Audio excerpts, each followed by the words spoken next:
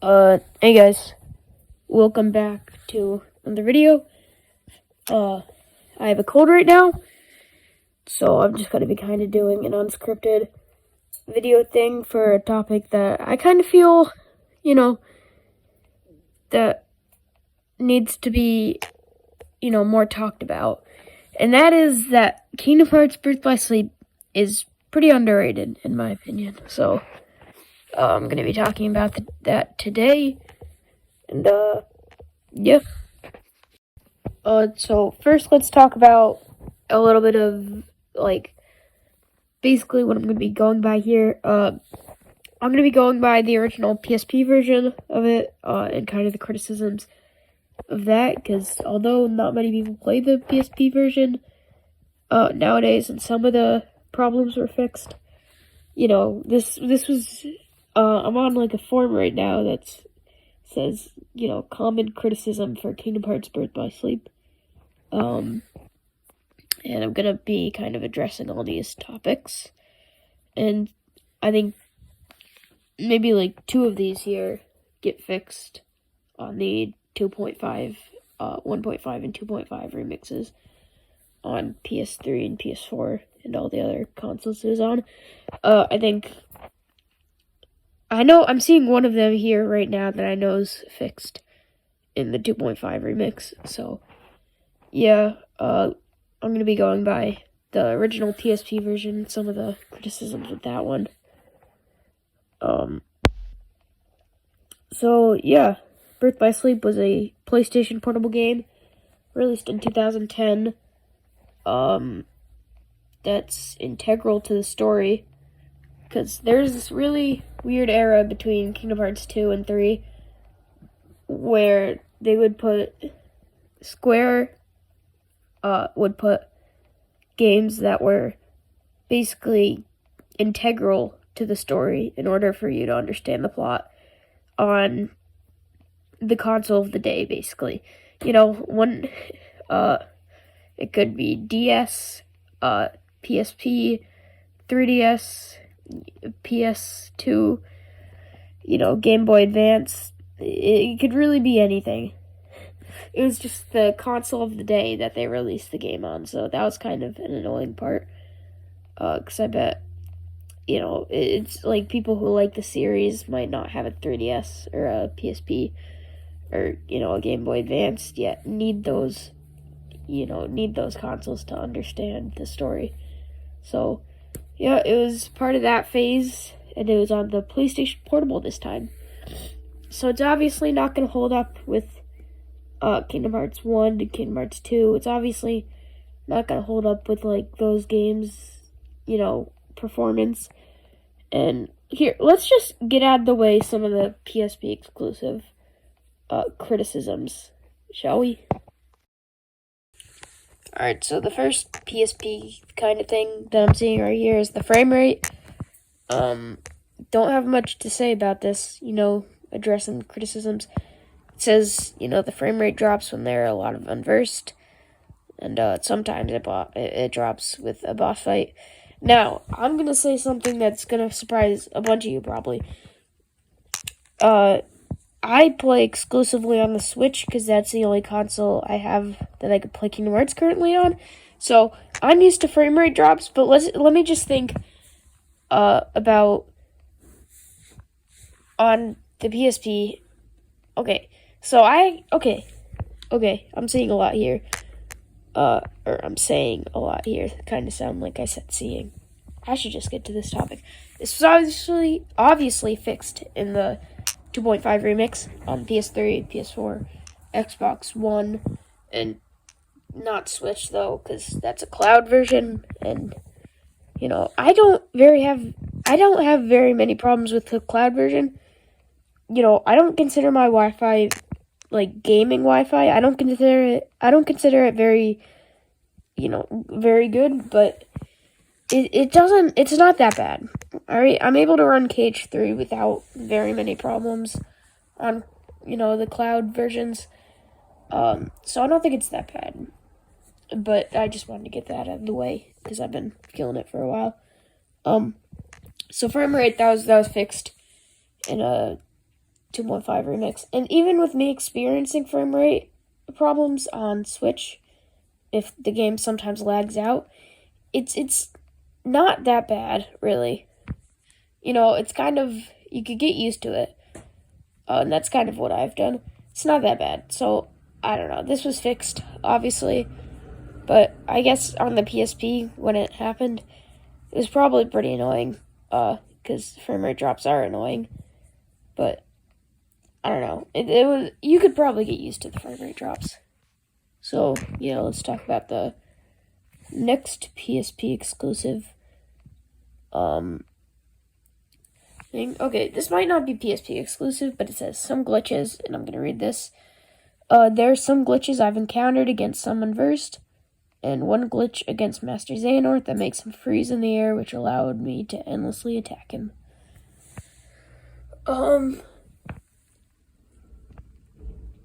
Okay, it doesn't really go... Okay, they don't really go into detail on Verse glitches. So, I'm 90% sure the glitches probably were fixed in the 2.5 remix. But if they weren't, then that kind of sucks. That just happens with all video games. It's not really with Birth by Sleep. I don't know. Kingdom Hearts isn't a series known for being excessively glitchy or anything. If anything, Kingdom Hearts is known for not being glitchy. But I guess glitches are something that happens in any video game. Not really just Birth by Sleep. So that's, I guess wouldn't really be a Birth by Sleep criticism. That'd just be video game criticism in general. But they were most likely fixed in the 2.5 remix. Hopefully, at least. And if they happen, that's kind of annoying. So, sorry if it happens, but I'm pretty sure it's fixed.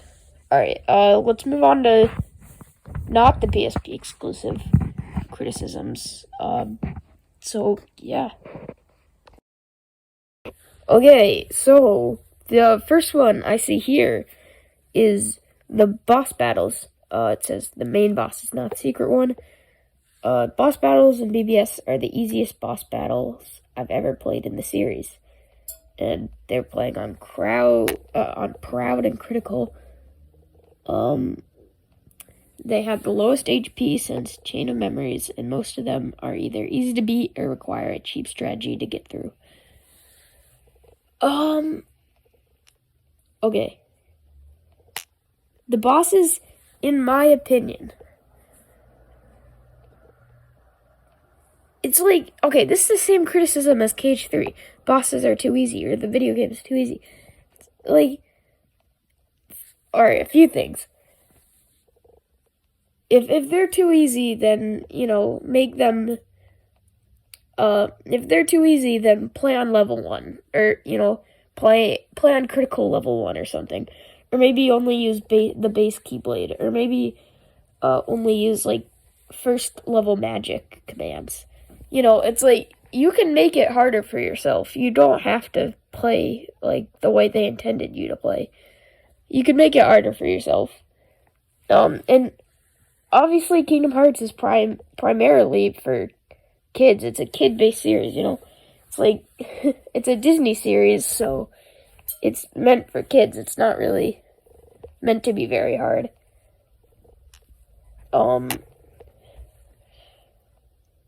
I don't think really, it's like the closest Kingdom Hearts game to being hard is Cage 2, but most of the Kingdom Hearts games aren't that bad.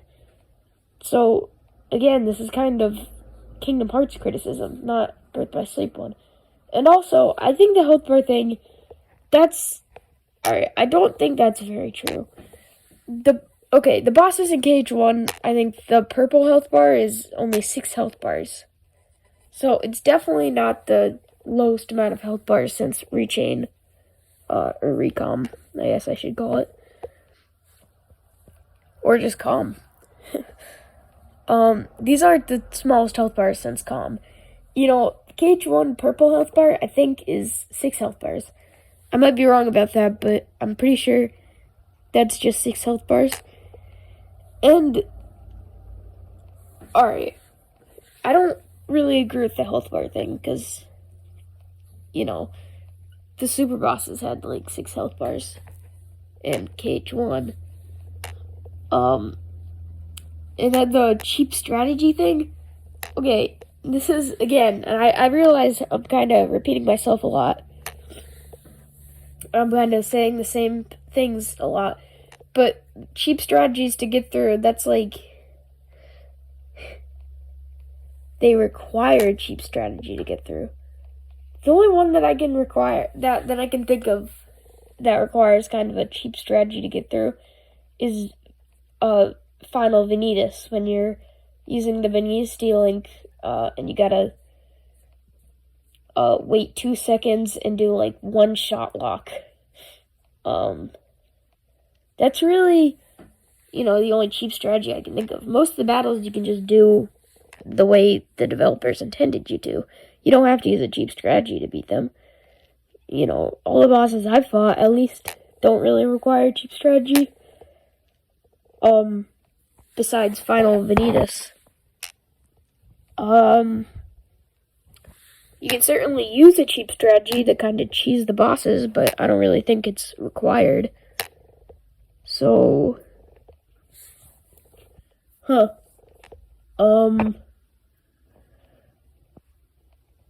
sure, the bosses, are too easy. I think you could make it easier, and Kingdom Hearts games were never really meant to be hard because it's Disney and it's for kids. You can make it harder. Did I just say you could make it easier? I don't know. Man, I told you, I have a cold, which makes me have a headache, which, that basically means, and I'm doing this unscripted type stuff. Yeah, you can make it harder on yourself. You could use the base form Keyblade, or you could, try doing a no healing challenge, no magic, or something. Play with the controller upside down. You can make it harder, and if you're gonna say that for BBS, you could probably say it for all Kingdom Hearts games. So, yeah, that addresses that.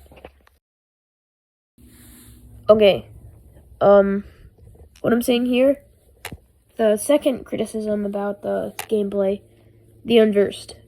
The Unversed are wimpy and way weaker than the Heartless and Nobodies. They barely pose any kind of threat once you use the overpowered shot locks and some magic. Okay.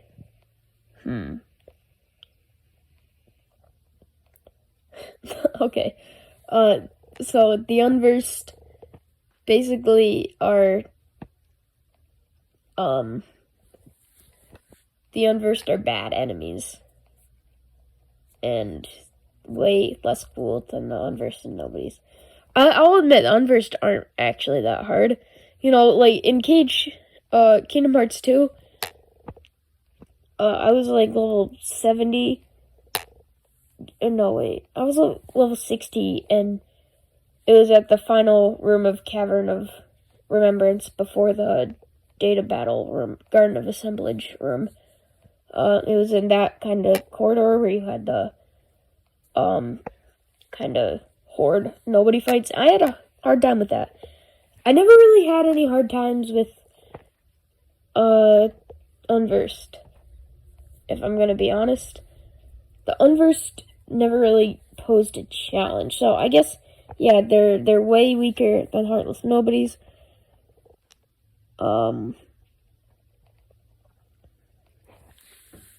And they barely pose any kind of threat once you use some overpowered shot locks and some magic. Not really able to, I'm not really, I'm trying to think of something. Yeah, I totally agree with that one, actually. The Unversed, they make sense in a story point of view, but they really don't have very much challenge. I mean, it's like it's a theme for me to have a problem with the unversed boss in each character's first world, although except for Aqua, because that pumpkin cart type of thing was really easy. So I think they're just talking about the normal enemy unverse, though. If they're talking about the normal enemy unversed, I actually probably totally agree with that. I mean, okay, it's cool how they represent emotions and you can see it. Like the first unversed, that's kind of the shadow heartless or the average nobody. That first unversed represents irritation. I'm 90% sure. And it's like all squirmish and moving around everywhere, and it seems irritated. You know, its back is bent, it's, you know, twitching. It's cool how they made the unders represent emotions. But, yeah, they're pretty easy. If you're talking about the regular inverse, they're pretty easy. Not really a challenge fighting them. And I think some of their design, like, I like some of the unverse designs. But, you know, most of them I'm kind of, so-so. So that's that, I guess. Okay, the third one relating to gameplay. Some moves are incredibly overpowered. And then, I'm gonna read this paragraph here. The shot lock is so overpowered that some enemies and bosses don't stand a chance against you. Not to mention that every time you level up the shot lock you had in your command deck, the gauge will drop slower and slower every time you use it, making it unlimited. Also, the Zack D-Link final finishing move is so unbalanced in the Japanese version, and it needs more balancing in the English version, even with the balancing they've done. The shot locks, I wouldn't say the shot locks are overpowered. I'd say the shot locks are pretty good. I guess some of them. I'll tell you here, I've never used the Zack D-Link. So, I have no comments on that. I guess the shot locks...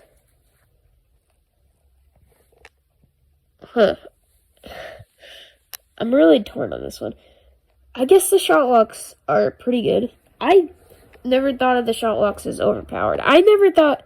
I don't think the shot locks can shred bosses' health bars. I think they're good. I certainly don't think they're bad in any way. But I still don't think they can shred a boss's health bar like this person describes it. I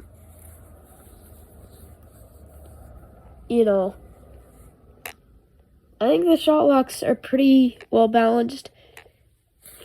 And of course, I'm talking about the 2.5 version. So this may be some PSP stuff that's going on. And if it is, then, sure. But on the, at least, also, I've never played, the Japanese version of the game either. So, I don't know. Shot locks, at least in the 2.5 English version, are pretty good, but they're not as overpowered as this person describes them as.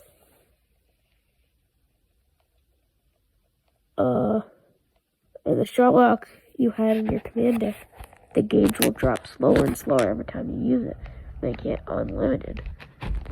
Really? I've never heard about that. Huh. I've never actually heard that the command, the gauge will drop slower and slower. That's weird. I've never heard that.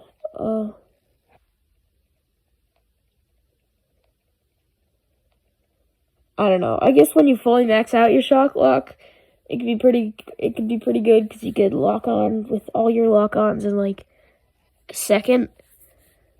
Once you fully level it up, I guess that's pretty good. Alright,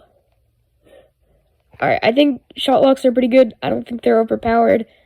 especially not as overpowered as this person says they are. So,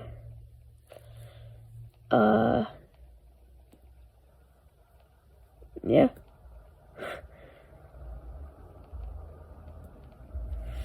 That's all for that one. Let's move on to the next one. Alright, next one. The D-Links are useless. Except for Zack, who's the most powerful, all other D-Links are useless and weak. The only other D-Link I ever used, other than Zack, was Peter Pan. Alright, I'm not going to go on a 5-minute tangent for this one. Let me just say one thing. Terra with the Ventus D-Link. On to the next one. Okay. Final one in the gameplay aspect, actually. Destiny Islands is just a cutscene, and Jensen's Tower has been severely got cut into 2 rooms. Wow. That was hard to read. Okay, yeah, I agree with that Destiny Islands one. I'm kind of salty they didn't give us a world, but to be fair, what would you have done in the world besides, like, walk to the characters? I think they probably made the best choice with the cutscene only Destiny Islands. Because it wouldn't be that interesting of a world, first of all. And, second of all, I don't know. I'm pretty torn with that Destiny Islands one. I'm salty that they didn't give us, the world. And also in Cage 3, I'm kind of salty they didn't give us the world, but eventually we got to do data grading, and you could go out of bounds in that data grading thing, or that data grading Destiny Islands, so that's cool. And yeah, I'm salty they didn't give us the Destiny Islands world, but I think they made a good choice making it a cutscene only world.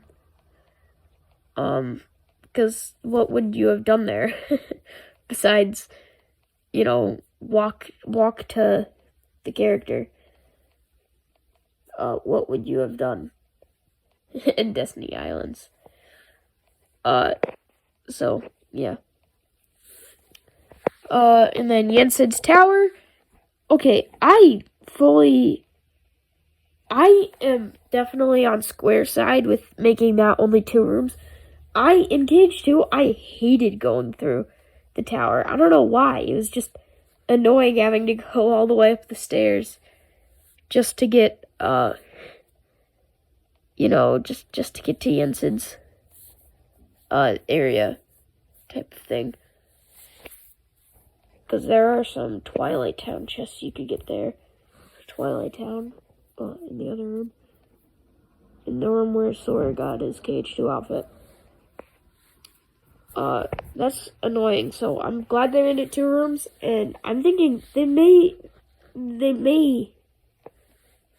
probably should have relegated Jensen's Tower to just a cutscene only world if they were gonna make it 2 rooms. But hey, I'm not complaining with that. I think it was either 2 rooms or a cutscene only world. Pick your poison. And I'd definitely rather just 2 rooms. And actually, it's 3 rooms, right? Because you have outside. You have the outside area, the base floor of the tower, and then Jensen's room. It's 3 rooms. This person is wrong. Ha. I might be wrong. No. I don't think I'm wrong. Right? There is the Jensen's Tower base floor thing. Right? Yeah, I think so. Okay. So now it's on to the story criticisms. Yeah. Alright, for number 1 in the story criticisms, Ericus's actions are nonsensical and pointless.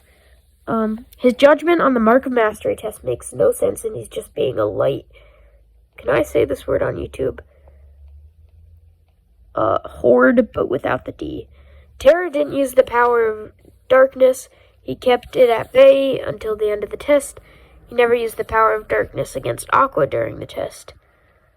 Ericus is just being obsessed with the light, and from that, he didn't declare Terra as a master, increasing the darkness in Terra's heart with that action instead of trying to hold it back.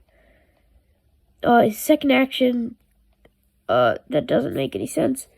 If he really knew about the Keyblade, he should have known about the 7 lights and 13 darknesses, so killing/healing Ventus will stop Xehanort from creating the Keyblade. Even if Ventus didn't fuse with Vanitas, Xehanort will seek the 7 lights and 13 darknesses, making his action toward Ventus a big nonsensical mistake. Okay, I'm not an expert on the Birth by Sleep story. Let's talk about the first paragraph. His judgment on the Mark Mastery test makes no sense. Oh, jeez, it's been a while since I've watched the first few cutscenes of Birth by Sleep. But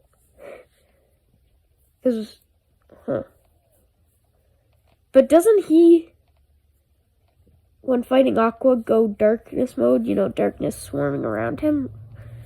You know, and Ericus is like, you know, and about Ericus saying no, you know, it's like, if it'll just awaken the darkness in, you know, Terra's heart more.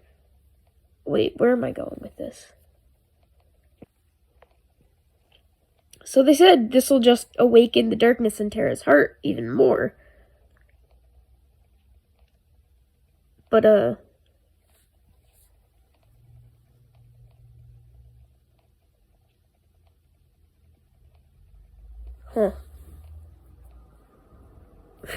That's just like all the more reason not to make Terra master. If saying no will make his darkness be enraged.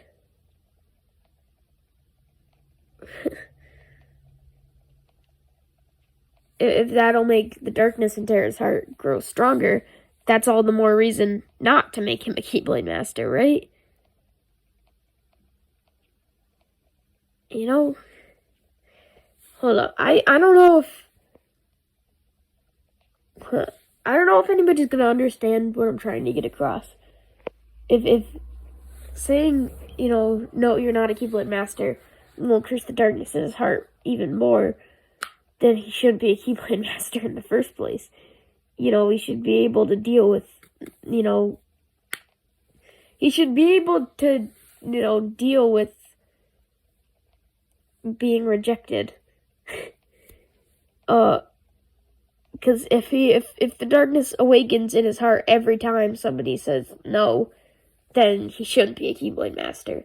So that's the first one. And the second paragraph, I gotta get through this quickly. This is gonna be like quite a long video. It's gonna be like half an hour long. So I think this is just Ericus delaying the inevitable. Because Ericus, I don't know if he... I told you, I'm not really an expert at the BBS story. And I might be talking out of my butt here. But I think by killing Ventus, he's delaying what Xehanort's gonna do. So maybe he can prepare or something. It's like, it's either kill Ventus and have it be like another, you know, like a long time before Xehanort is able to make the Keyblade again, or don't kill Ventus, yet the Keyblade will be made in like a day. I think he knows that Xehanort's gonna do that, maybe. I don't know. But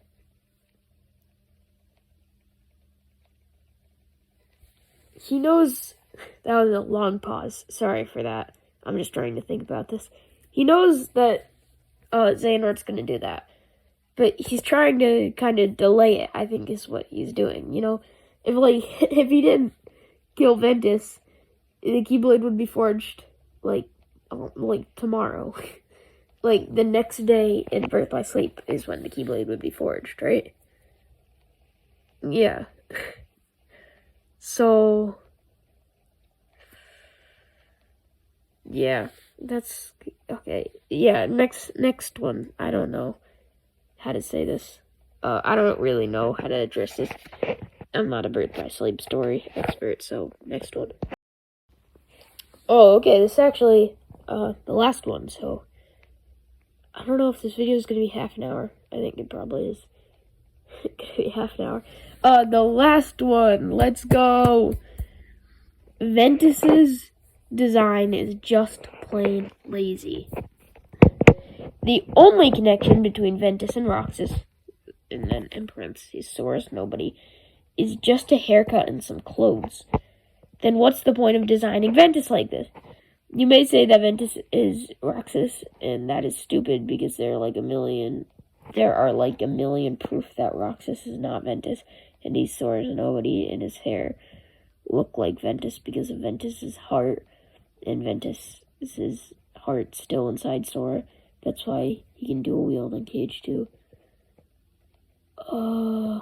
So what's the point? Why not give Ventus his own design, his own unique design, instead of rehashing the same design with some editing? This is one of the reasons why I hate Ventus, alongside the reason that I'm going to explain later related to his character, related to his overall characteristics, and they never explain it. I just want to get this out of the way. Why do you hate Ventus because he looks like Roxas? It's like, I think Ventus is a pretty good character, but like, it's not really a great reason to hate Ventus just because, he looks like Roxas. I don't like doing the story part because I'm not great at the Kingdom Hearts story. I understand most of it, but there are some aspects that I'm not great at. First of all, I've never played Union Cross. I understand the kind of thing with the Masters, or the loss, or with the Masters. I kind of understand that. Not really. I haven't played Union Cross, and I haven't experienced the story of Union Cross. So that, I don't know about Union Cross. That's one of the story things I'm bad at, but I'm getting out of the way here. Let's just talk about this thing at point. Okay. Feel free to, correct this in the comments, because I'm 50% sure that's right, 50% sure that it isn't right. But wasn't it because Ventus was in Sora's heart when Roxas was made? So basically the Nobody Foundation, alright, Nobody Foundation doesn't exist. Basically the person, basically it was like, oh, we gotta make Nobody for Sora. It was like, pick a card, any card, and they chose the Roxas card. Or they were like, let's just use the heart that's already in here to make the Nobody of Sora. It's like, I don't know. I told you I suck at the Kingdom Hearts story. But this was also made in, 2012, right? Alright, I'm gonna give some, I'm gonna give some credit to the person who made this. Cage 13, it's on Cage 13, it was made by Dio Brando, on August 15th, 2012. So obviously no disrespect to this guy, because he spent a lot of time working on this, and a lot of this stuff I agree with. I agree with a lot of this stuff, like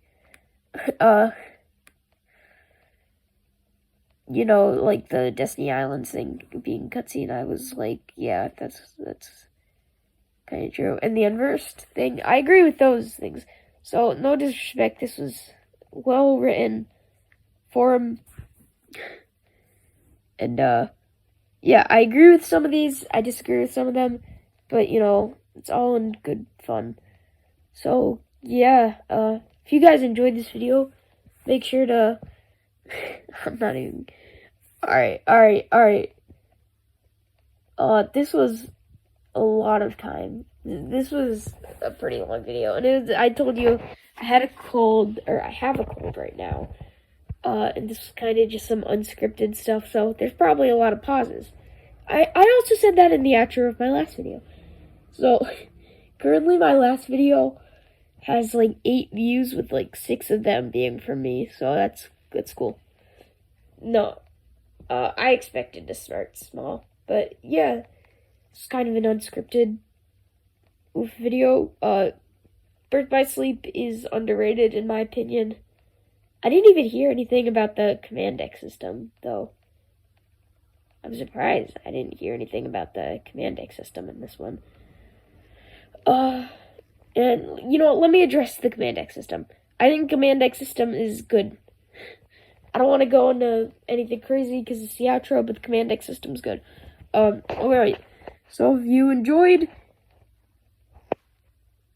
then cool. Yeah, I'll see you guys later. Bye.